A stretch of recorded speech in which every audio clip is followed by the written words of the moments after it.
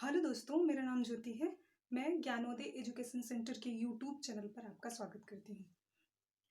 दोस्तों, जैसा कि हम लोग जानते हैं कि हम लोगों ने नंबर सिस्टम पढ़ना स्टार्ट किया था। मैंने इसके पहले कई वीडियोस में आपको नंबर सिस्टम के बारे में पढ़ाया है और उसी की कड़ी में आज हम नंबर सिस्टम के अंतर्गत वर्गों के योग पर प्रश्न कैसे आते हैं और कैसे उन्हें समझेंगे, कैसे उन्हें हल करेंगे, इसके बारे में जानेंगे। तो चलिए वीडियो स्टार्ट करते हैं।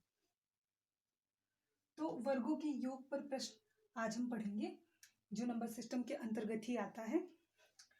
तो सबसे पहले हम ये जान लेते हैं कि यदि n क्रमागत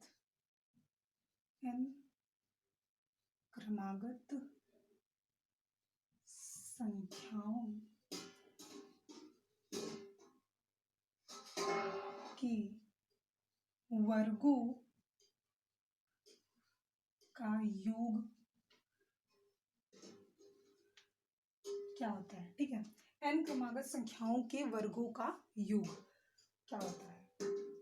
n+1 2n+1/6, यानी कि जितनी क्रमागत संख्याएं होंगी वो, और उसमें 1 ऐड करके फिर उसमें 2n+1/6, ये क्या होता है, n क्रमागत संख्याओं के वर्गों का योग होता है। तो ये आप अच्छे से याद कर लीजिए, n क्रमागत संख्याओं के वर्गों का योग जो होता है n+1 2n+1/6 होता है। तो इस पर बनने वाले प्रश्न कैसे बनेंगे ये देखते हैं। मान लीजिए पहला प्रश्न है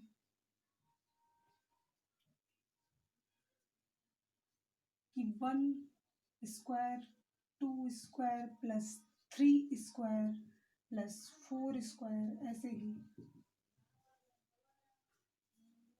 मान लीजिए 20² का योग निकालिए, का योग ज्ञात करना है। ठीक है, क्या क्वेश्चन है, 1² + 2² + 3² + 4² प्लस, यहाँ पे प्लस भी लगेगा, 20 तक का आपको इसको क्या करना है, इसका योग निकालना है। तो अगर क्रमागत संख्याओं के वर्गों का योग निकालना है तो हमें कौन सा सूत्र लगाना पड़ेगा, ये फार्मूला n+1 2n+1/6। तो लगा दीजिए इसको, n+1 2n+1/6, n+1 2n+1/6। तो n की वैल्यू क्या है, 20, क्योंकि 20 क्रमागत संख्याएं हैं, ये क्रम से है, 1 2 3 4 ये सब क्रम से है। तो 20 क्रमागत संख्याएं हैं, तो n की वैल्यू क्या हो गई, n का मान क्या हो गया, 20। तो यहां रखिए 20 20+1 20 2 × 20+1/6।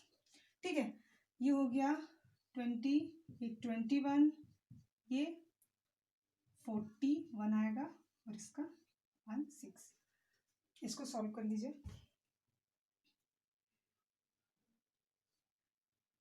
3 2 जा 6, 3 7 जा, ठीक है, और 2 10 जा, 7 का इसमें मल्टीप्लाई कर लीजिए तो आ जाएगा, यानी कि 10 × 7 × 41।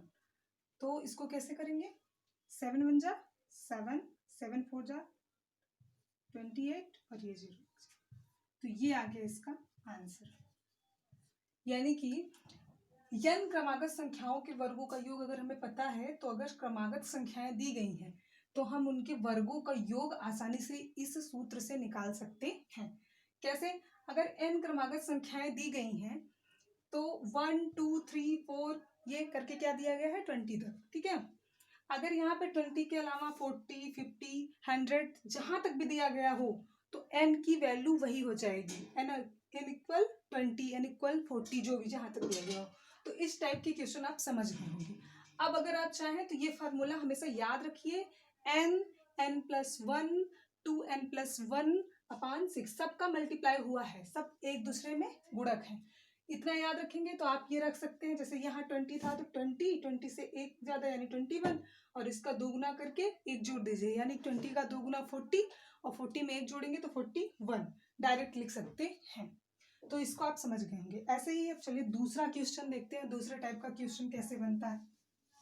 ये तो पहले टाइप का क्वेश्चन हो गया, इसी में दूसरे टाइप का क्वेश्चन कैसे बनेगा। जो दूसरे टाइप का क्वेश्चन होगा, दूसरे टाइप का प्रश्न देखिए, प्रश्न नंबर 2।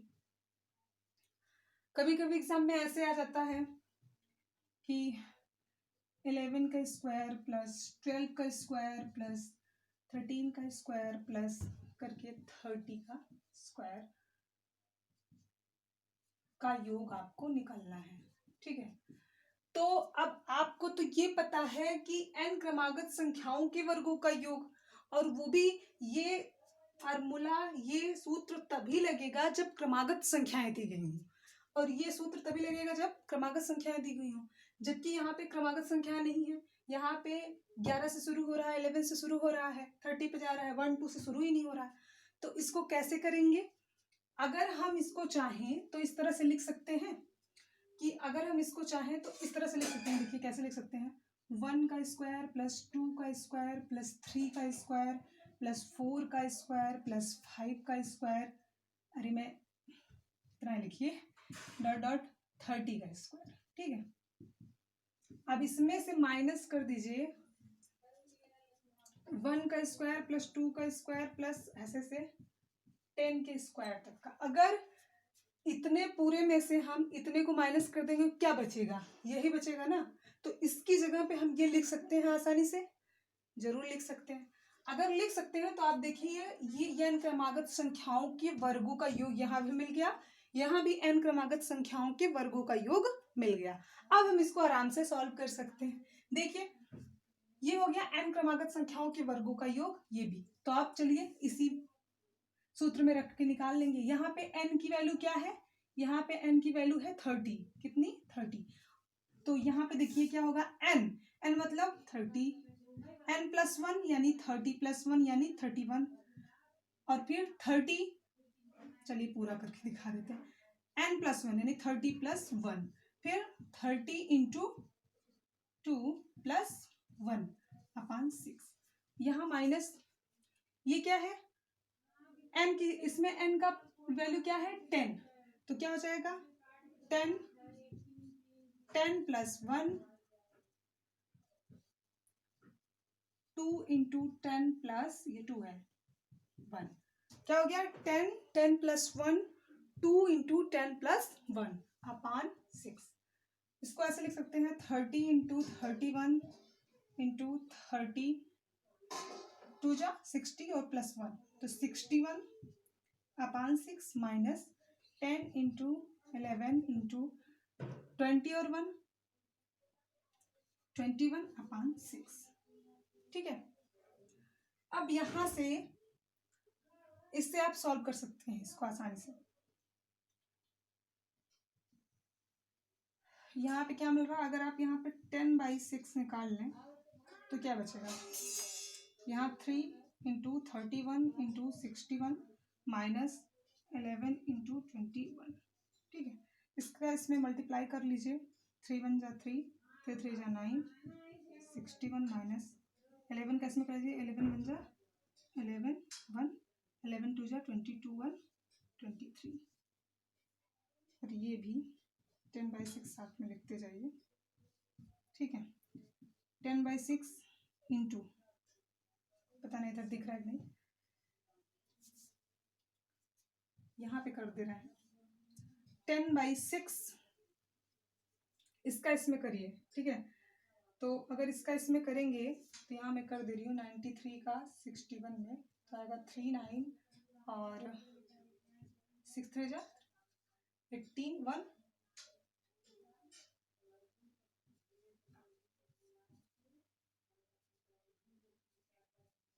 कितना है? 5 6 7 3 और माइनस 2 3 1, तो सब्ट्रैक्ट कर लीजिए, 3 में से 1 आप निकालेंगे तो 2 बचेगा, इसके बाद 7 में से 3 तो 4, 6 में से 2 तो 4 और फिर 5 और यहाँ पे इंटू 10/6 लिखा ही है। ठीक है, 2 से तो वैसे ही कट रहा है, नहीं तो आप 3 से देखिए, 5 4 9 और 5 9 6 9 और 6 15, 3 से भी कटेगा, 3 2 जा 6 और इसको काटिए, 3 1 जा 3 2, 3 8 जा 3 1 जा 3 4 जा 2 से इसको काट दीजिए, तो यहाँ पे आ जाएगा 5 इंटू 18 14, 5 4 जा 2, 5 1 जा 5 2 7, 5 8 जा 44, 5 1 जा 5 4 9, तो ये इसका आंसर।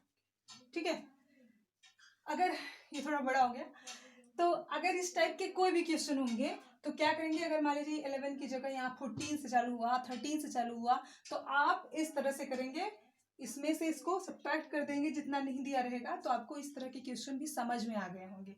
तो अगर हम इस रूप में इसको बना लेते हैं, मुझे इस तरह के क्वेश्चन बताने का सिर्फ एक ही उद्देश्य था कि हमें इस रूप में कैसे इसको बनाना है कि हम इस फार्मूले को यहाँ पे लगा लें। ठीक है, तो अगर हम इस रूप में इसको बना लेंगे तो हमारा क्या हो जाएगा, ये n क्रमागत संख्याओं का वर्ग हो जाएगा और हम उसमें ये फार्मूला लगा के इसको आसानी से सॉल्व कर सकते हैं। तो उम्मीद है आपको ये समझ में आ गया होगा। तो अब तीसरे टाइप के क्वेश्चन को देखते हैं। तीसरे टाइप नहीं, इसी टाइप का है, लेकिन ज्यादातर आ जाते हैं एग्जाम में।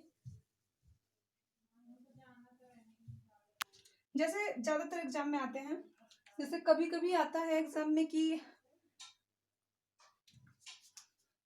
जैसे मान लीजिए सभी सम संख्याओं के वर्गों के योग का मतलब वर्गों का योग ज्ञात करिए। सभी सम संख्याओं के वर्गों का योग, तो सम संख्याएं क्या है, 2 4 6, ठीक है, और फिर सभी सम संख्याएं तो नहीं हो सकता, मान लीजिए सम संख्याएं दिया है 40 तक, 40 तक कि मतलब 40 तक सम संख्याओं का के वर्गों का योग ज्ञात करिए। तो अगर ये क्वेश्चन आ गया तो कैसे करेंगे, अब इसको देख के तो लग नहीं रहा है कि ये n क्रमागत संख्याओं के वर्गों का योग का फार्मूला इसमें लग नहीं पाएगा, क्योंकि यहाँ 1 से स्टार्ट भी नहीं है और इसमें गैप है 1 1 का। तो इसको क्या करेंगे, सबसे पहले अगर आप ध्यान से देखिए तो इसमें 2 का कॉमन हो रहा है, 2 का स्क्वायर कॉमन हो रहा है हर जगह से। अगर हम इसमें से 2 का स्क्वायर कॉमन ले लें, निकाल लें बाहर, तो बचेगा 1 square plus 2 square plus 3 square, ऐसे ऐसे करके यहाँ बचेगा 20 का स्क्वायर। ठीक है, अब ये बन गया एकदम n क्रमागत संख्याओं के वर्गों का योग। तो अब इसको अलग से लिखते जाइए, तो n क्रमागत संख्याओं के वर्गों का योग का फार्मूला लगा दीजिए। n की वैल्यू क्या है, यहाँ पे 20 है, n की वैल्यू क्या है 20 है, तो n का मतलब 20, इसके बाद क्या था n प्लस 1 यानी 20 प्लस 1, फिर इसके बाद क्या था 2 इंटू 20 प्लस 1 अपॉन 6। बस इसको सॉल्व कर लीजिए, 2 2 जाए यहाँ पे 4 हो जाएगा, 20 21 और ये 41 अपॉन 6। ठीक है, इसको सॉल्व करना है, यहाँ देखो 2 2 जा 4 और 2 3 जा 6 और 3 7 जा, तो आ गया 2 इंटू 20 इंटू 7 इंटू 41। इसको सॉल्व कर लीजिए, 2 2 जा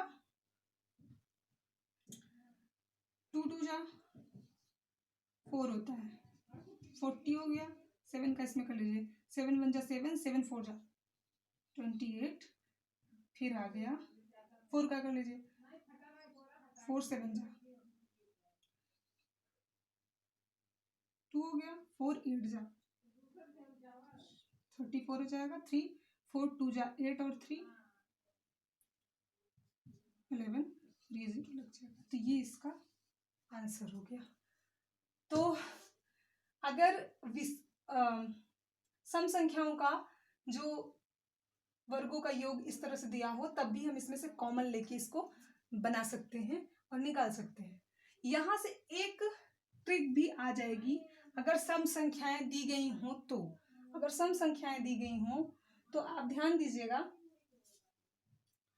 अगर सम संख्याएं दी गई हैं तो अगर यहीं से मैं आपको दिखाऊं ये चीज 4 20 इंटू 21 इंटू 41 और यहाँ पे 6, अगर आप ध्यान से देखिए इसको, अगर मैं इसको ऐसे लिख दूं 2 इंटू 2, ठीक है, और इंटू 20 इंटू 21 इंटू 41 अपान 6, इसको मैं एक तरह से ट्रिक बनाने के लिए इससे कर रही हूँ कि अगर वर्गों का योग आपको दिया है तो आप ट्रिक से भी समझ सकते हैं, ये लगाने की जरूरत नहीं पड़ेगी, डायरेक्ट आप उसको सॉल्व कर लेंगे।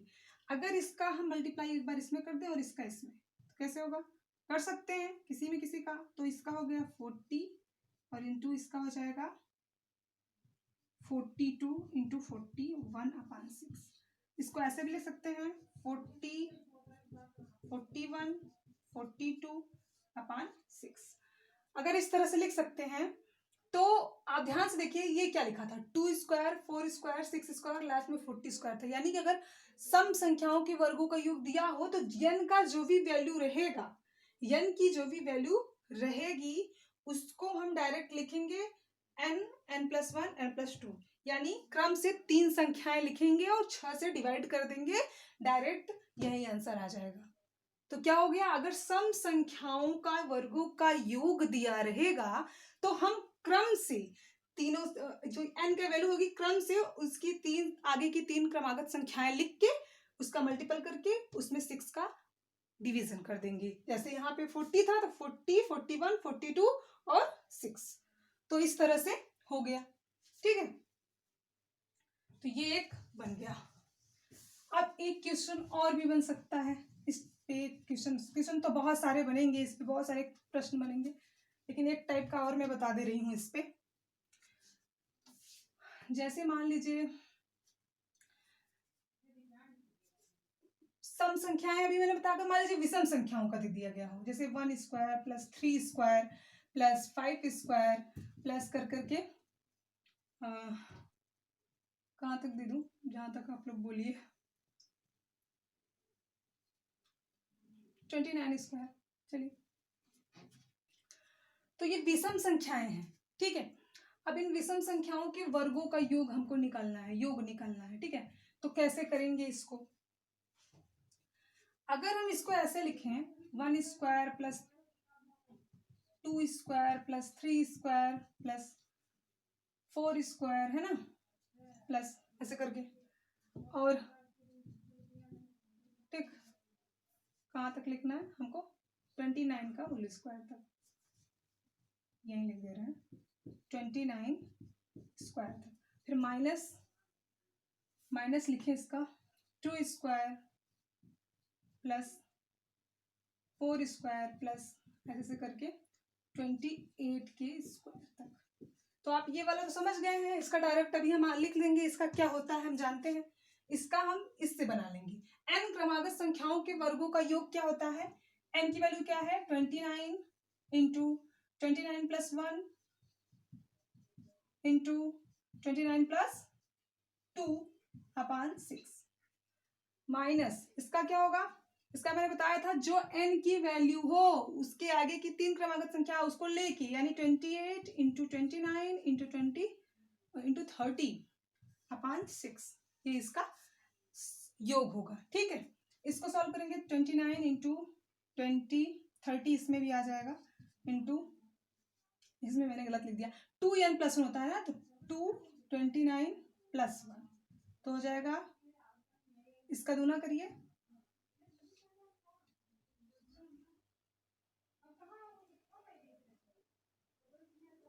29, ठीक है, अपान 6, यहाँ माइनस लगा हुआ है, माइनस 28 29 30 अपान 6, यहाँ से आप देखेंगे 29 और 30 कॉमन हो जाएगा और 6 भी, तो बचेगा 59 माइनस 28, 29 इंटू 30 अपान 6, 59 में से 28 आप सब्ट्रैक्ट करिए, 9 यहाँ 1 हुआ, यहाँ 3,